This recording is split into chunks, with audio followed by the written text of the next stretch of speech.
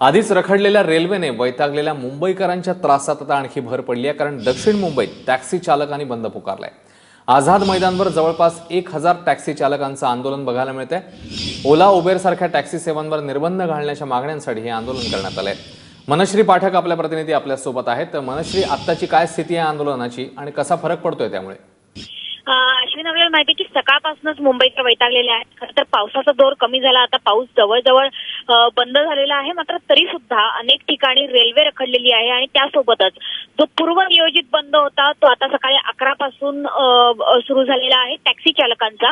आझाद मैदानावर सकाळी 11 पासून टॅक्सी चालकांनी आंदोलन छेडलेलं आहे आणि आता बऱ्यापैकी गर्दी आपल्याला आझाद मैदान वर बघायला मिळते आहे। साधारणपणे 1000 टॅक्सी चालक जमलेले आहेत आझाद मैदानाभोवती आणि त्यांनी बंद पुकारलेला आहे।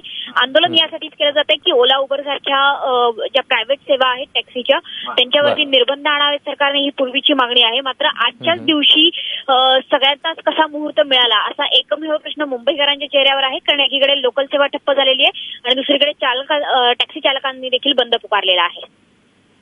मनश्री, धन्यवाद या सगळ्या सविस्तर माहितीबद्दल। तर आझाद मैदानवर टॅक्सी चालकांनी हे आंदोलन केलेलं आहे। साधारण 1000 चालक याच्यामध्ये सहभागी झालेत आणि त्यातच सकाळी लाईफलाईन मुंबईची रखडलेली आहे सकाळपासून पावसामुळे, आणि त्यातच आता टॅक्सी चालकांनी देखील आंदोलन केल्यामुळे नागरिकांना चांगलाच त्रास सहन करावा लागतोय।